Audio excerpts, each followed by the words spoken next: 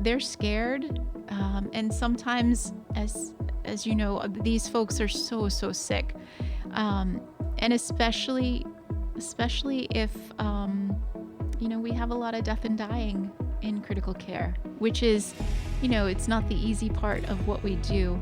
And then our job is not only taking care of the patient, but really supporting that family member as they're starting their grieving process. It's so crucial. Ahead on Pathways, staying calm under pressure, thinking on their feet, and moving at a fast pace.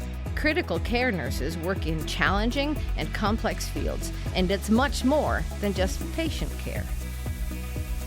Welcome to the Pathways podcast. I'm your host, Emily Tadlock. An intensive care unit handles severe and possible life-threatening cases. So to give us a sense of what that's like, I'm joined by ICU nurses Jake Zisette and Michelle Harding. Thank you so much for joining me. Thank you. So first I'm going to have you guys just kind of introduce yourselves. Jake, why don't we start with you? Sounds good. Thanks for having me. So I'm Jake Zisette. I'm the AVP and help support and lead the critical care services here at Eastern Maine Medical Center. So that entails our ICU, our cardiac care unit, and our intermediate care unit as well. Okay, great. And then let's go with you, Michelle. Tell me about yourself. I am the nurse manager for the cardiac critical care unit. That's what I'm doing right now. And we have 18 beds, and we service all things cardiac critical care and also cardiac surgery.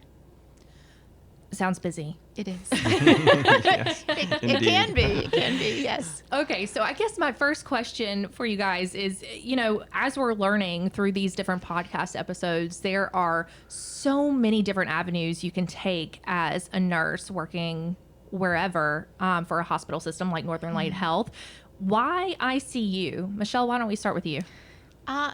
I was very lucky as a new grad. I was hired into a small ICU and I fell in love with it. It was very purposeful. As far as there was just such a need for the care of these patients that are so vulnerable, and it's just very rewarding. Meeting people and their families where they are in that moment of crisis, because that's where these folks are when they're in the critical care units. So that's why I fell in love with it. Oh, I can already so hear many the years passion ago. in your voice. Wow, I love it. Jake, what about you? Yeah, absolutely. So my background, I've worked in some pediatric and adult critical care settings in different capacities. And there's a few reasons. We could probably talk all day about why we love ICU, but for everyone, it might be it might be something different that makes that rewarding. With ICU, there's a lot of autonomy when it comes to nursing, and a lot of knowledge sharing that really needs to happen to ensure that we're taking care of the patient the best that we can. And so with that, there's a lot of growth and an empowerment. So nursing in ICU really has the opportunity to continue to be confident in the care that it provides. So it's just rewarding to take care of the sickest patients of the hospital. You mentioned the sickest patients at the hospital. So as I'm sure all of our listeners know by now, I'm not a nurse and I don't know much about any of these specialties. So why don't you guys tell me a little bit about what ICU nursing is and what you do kind of day to day? Yeah, sounds good. Go ahead, Michelle. Here at Eastern Maine Medical Center, I will say that we get the sickest patients from at least half of the state. So geographically, half or 2/3 of the state of Maine, those folks that are in outlying hospitals that are so sick, they're coming here. We're a level 2 trauma center, so after they leave the emergency department, and if they're really ill, those patients are coming to either ICU or they could go to CCU depending on what's going on with them. Okay, wait, pause right there. You said ICU and then you said CCU. Yes, we have 2 critical care departments. We have the ICU, which it's most of our trauma patients go to the ICU, but they also take care of everything from the patient with a bad infection that leads to sepsis or DKA. They have a wide variety of patients that they care for in ICU. And in CCU, there is some overlap. We do take some sepsis patients and some some DKA patients, but we also really focus in on those patients with cardiac issues that need a critical care unit. Okay, CCU, cardiac critical unit. Yeah, CCU Okay. cardiac. That's our major focus. So we get a lot of patients with heart failure, heart attacks. So anybody with an unstable heart attack, they're coming to us. And or post-cardiac arrest. So for the patients in those outlying hospitals or that even come through our emergency department, if they've had CPR and their heartbeat comes back, then they're coming to us. Okay. So yeah. ICU, intensive critical care unit, there's different specialties even within an ICU. Yeah. Oh my goodness. Yeah. How granular do we get with this, Jake? Yeah. It's pretty granular. Yeah. So it depends on the size of Yeah. the hospital and the region that you're in. So Yeah. right, that's where I think Michelle did a great job of sharing what we have in our hospital. In some more urban environments, there might be upwards of 5 different ICUs in one hospital, different subspecialties. That can be anything from trauma to burn to neurological, surgery, and cardiac. So we specialize with our cardiac and then with our intensive care unit, which covers medical and surgical. We also have our intermediate care that is still part of our critical care service line where we take care of patients. And those are patients that are a little less sick than in the intensive care unit. Having said that, still require some great knowledge and practice by our nurses. Gotcha. The great thing that we've seen with our intermediate care unit is that nurses that start there, they get that passion for those sicker, that higher acuity patient. And what we've seen is that several of them have come and transferred into either ICU or to CCU, which has been really nice. So it's a nice place to kind of figure out if it's what you want to do, if critical care is your thing, and then those nurses are transferring and moving up in acuity and skill level, which is really, really exciting. Okay. So now that I have a little bit of a grasp on what ICU, CCU, these types of places are, what do you do there as a nurse? So, as Jake mentioned, there's a lot of autonomy. These folks are so sick. They are doing the full care of those patients and collaborating with our physicians and doing everything that we can to ensure the best outcomes for our patients, whether that's survival or making sure that they have the best quality of care when they leave. So a patient coming in with a heart attack, we want to preserve as much heart function as we possibly can for them so that when they're discharged, that they can go back to having the highest quality of life that they can possibly have upon discharge. So that also includes making sure that we work with their community folks to get all of the services in line for them for discharge so that they can do cardiac rehab, that they've got the right doctors in place, that we've set them up with nutrition, all of the things that they need to be successful on discharge so that they can really resume their lives and go back to.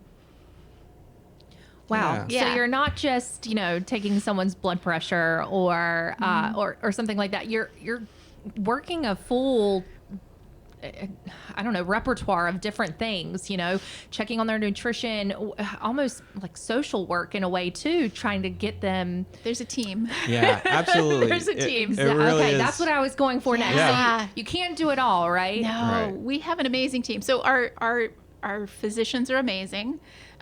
We also do cardiac surgery. So somebody coming in for open heart surgery, the same thing, and we have a nurse caseworker that works with us to help set up those home resources or community resources, because like I said, we get patients from at least half of the geographic state coming in for either a heart attack or for cardiac surgery. And you need to make sure that they have those resources when they get home. So we all work together to make sure that those needs are addressed. Yeah. In addition to that, Michelle just hit it just right. Really, a day in life of that nurse is that nurse is taking care of two patients.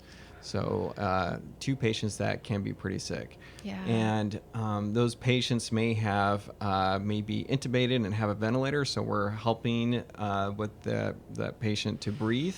And of course, our goal is always for the patients to improve and to get better overall. And so with that, there might be a number of critical care, critical drips, what we call drips, or infusions that we need to that our nurses need to titrate and keep a close eye on, so that are very sensitive to those patients in that care. So it takes quite a bit of oversight from the nursing, but as you mentioned, it's a team effort. So no one lives on an island, and there's some strong teamwork. It's really awesome to see, especially how challenging it's been in the last few years with COVID, but the teamwork is outstanding. And that's not just within nursing, but within our other disciplines, like you said, social work, physical therapy, pharmacy, physicians. I couldn't even scratch the surface. Oh, that's so awesome. I'm so glad you mentioned all of that. And, you also mentioned, Michelle and Jake, that you're taking care of some of the sickest patients. Yeah. And I would assume that along with that comes scared families. Absolutely. And Jake, as Jake said, usually it's a 2-to-1 ratio for our critical care units, but we also really, you have to take care of the families, because that's just a necessity. They're scared. And sometimes, as you know, these folks are so sick. And especially if, we have a lot of death and dying in critical care, which is, it's not the easy part of what we do. And then our job is not only taking care of the patient, but really supporting that family member as they're starting their grieving process. It's so crucial. Yeah, it's not just taking care of the patient, it's taking care of the family. Yeah. And that's where our nurses have such a strong sense of empathy to be able to truly take care of that family and do the best that we can. So it does require a lot of emotional intelligence. What an emotional toll it must take on you too, though. I think it takes a very special person to be able to do critical care, because you never know what you're going to come into every day, but it also can be very rewarding, knowing that you've helped a patient and or their family through a really difficult time.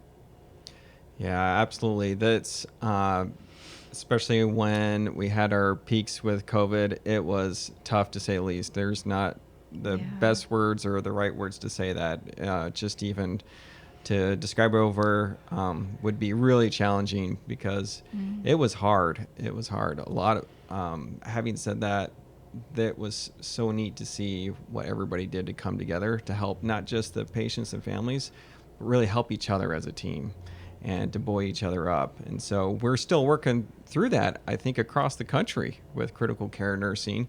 And we're on the upswing. I really think we're on the upswing. I think so too. Yeah.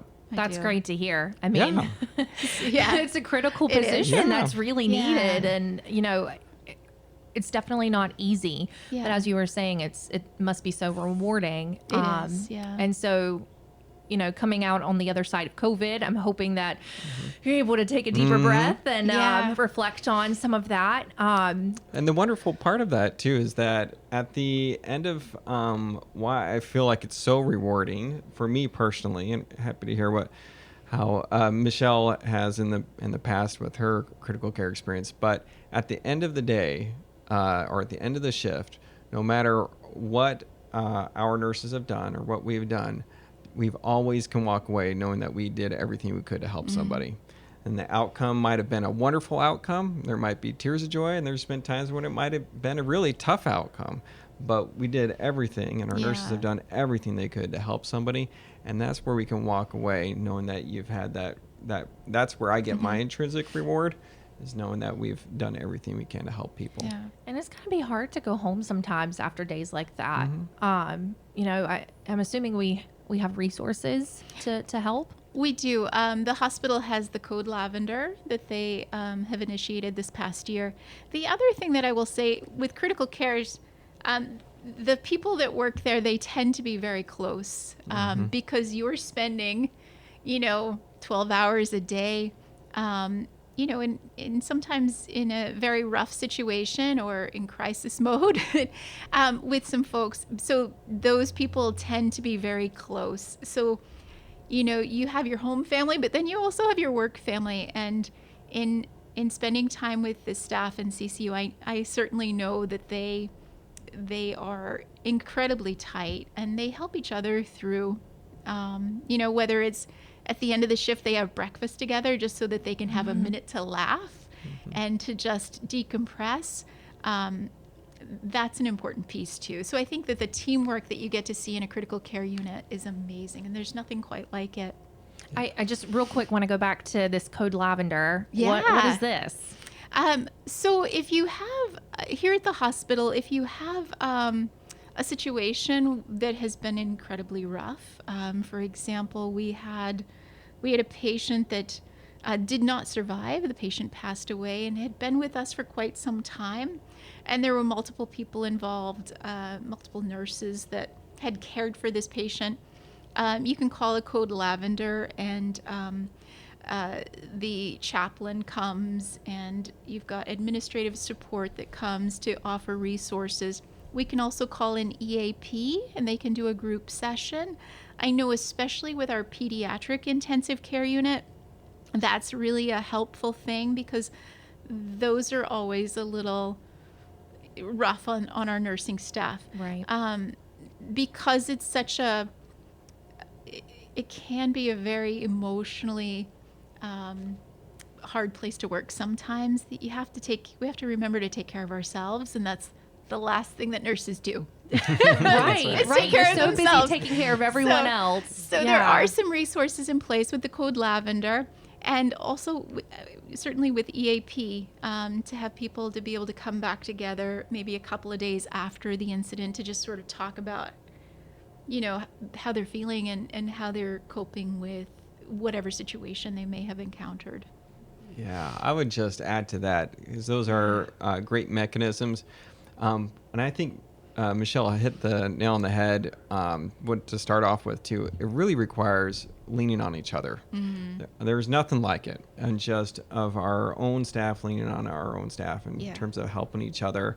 And that's where that bond and that teamwork comes in when it comes to working with each other. There's something that is undescribable that nothing can replace that. Ugh, Yeah. I love it. It's so nice to know that you have a team that you can count on. I think that's true for anywhere you work, but especially in situations like that. Yeah. So, you know what? Let's head back a little bit. So, you're a CCU nurse. How in the world did you get there? How long did it take you? I got lucky. So as a new grad, I went into a small ICU. It was only a 7-bed ICU, but we did have higher acuity patients at that time. And I worked there for a little bit. And then I did some night supervision, and then I became the clinical leader of that small ICU. And then I came over here to Eastern Maine Medical Center and was the educator for our ICU. Okay. I did that for a few years, and then I went into other educational opportunities, and then the CCU position opened up. CCU nurse manager So position. CCU nurse manager position Okay. opened up. Yeah, And he's it not was- going to let you it be was, humble about That's that. right. Yeah, she can't be too modest. She's doing an awesome job. I will She's say great. that there was I had a personal experience just before I applied for that, where my son was very ill. He's in the Navy, so he was home on leave, and he ended up getting It was the summer, and he had a tick bite that nobody knew about. So he my ended up goodness. with Lyme carditis, and he had a 3rd-degree heart block, and he was in Florida where nobody knew what Lyme disease was. And I spent 2 weeks sleeping on a bench with him in their in their CCU, and I realized how much I missed critical care.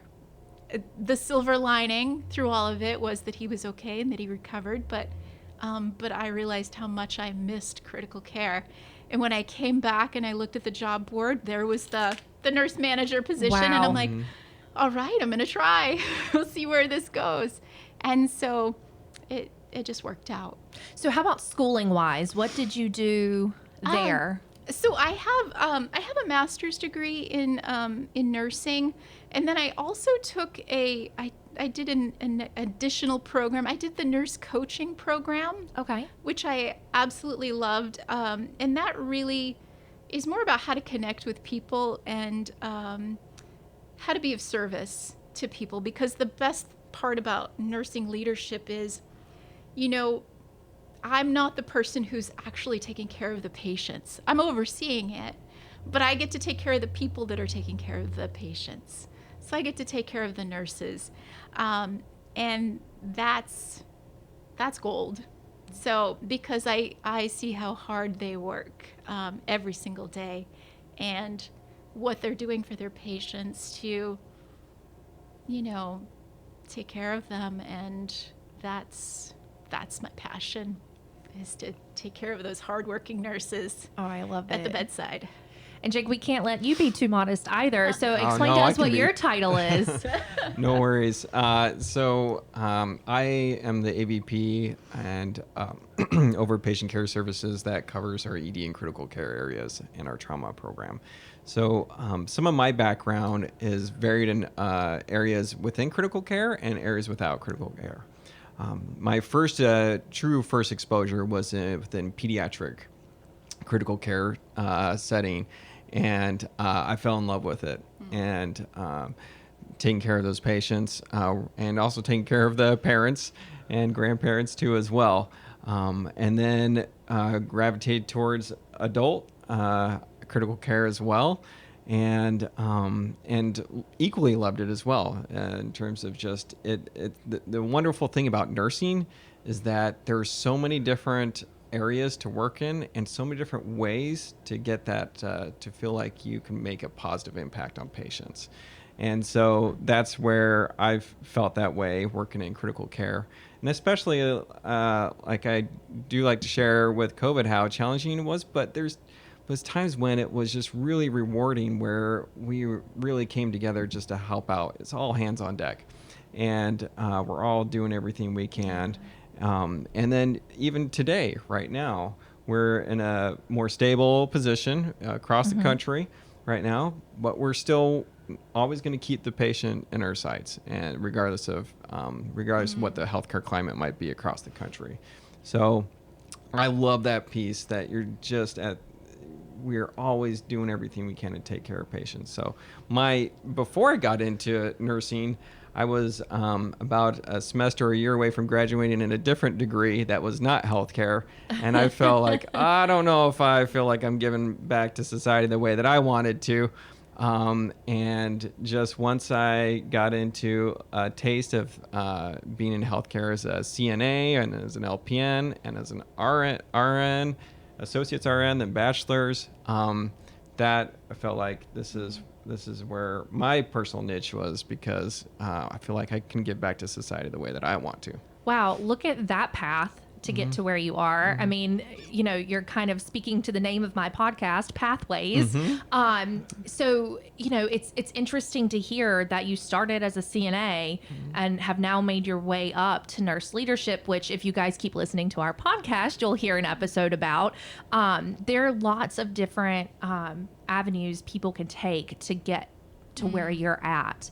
And so this is incredible. There's lots of room to grow. Yeah, absolutely. There really is. That is just a wonderful thing. I'm just so passionate. I love nursing for that reason, is that everyone has a different area where they feel like they can make that positive impact and get that reward. It's of course, we want to give back. Yeah. That's what we do. But it's important for all nurses to be able to feel like they love their job, and it's not just a job; it's a passion, right? And so that is the beauty of it. Yeah. And there's so many different great opportunities, and that's why there's people that are very passionate about critical care, and that's okay, and Yeah. passionate about other areas too, Yeah. and we support that. We support that. That's great. I can't tell you guys how much I appreciate you sitting down with me today and talking to me about this. Are there some final thoughts you'd like to leave with our listeners? I would just say that even within critical care, so once, if we have somebody that's new to us, there's so much room for growth just in the department. So when a new nurse comes to us, they start out taking our basic critical care patients, but then they get trained to the balloon pump, and then they get trained to taking care of a patient with an Impella, and then trained to taking care of a patient with, after post-cardiac surgery. So there's so much room for growth. And the same thing with ICU and pediatric ICU. There's limitless things that they can learn and do. I think that there's never a day that you don't learn something new. Exactly. You're always Yeah. learning, and there's always something, whether it's a new medication or a new procedure, or a new piece of equipment that you're learning. Every day is a day to learn something and to grow. So Yeah, I'll just echo that. We love continued education, right? That's Yeah. something that we can always learn something new, and that I feel like is very satisfying. I think you can do that in any area. In the critical care area, you have to do that. So it's a good thing. It's a good thing at the end of the day. I would say or recommend any of those nurses that might be experienced, or those new graduate nurses that are interested in maybe even haven't worked in critical care or just thinking about it. There's nothing wrong with job shadowing. And that's a good way or a good avenue just for a few hours to be able to at least get a taste of job shadowing an ICU nurse or CCU nurse or pediatric ICU nurse or intermediate care nurse, to get a taste of what they do, what a day in the life it is to be one of those fine nurses. See, I love that you mentioned this, because I will say that when I asked several people what their final thoughts are, a lot of them say, or have said throughout the podcast, shadow. And I think that's so real when there's so many different types of nursing out there. Thank you both so much for being on with me today. I can't tell you how much I appreciate you taking some time out of your day, hopefully not too long. And again, just thank you from the bottom of my heart. thank you. Absolutely. Thank you. It's great to be here. Thank you for listening to this episode of Pathways. Please join us next time for a new episode. There are several ways you can tune in on our website at northernlighthealth.org/healthyhappywise. We are also on Apple, YouTube, and Spotify, which makes it easy for you to listen on the go on your favorite app.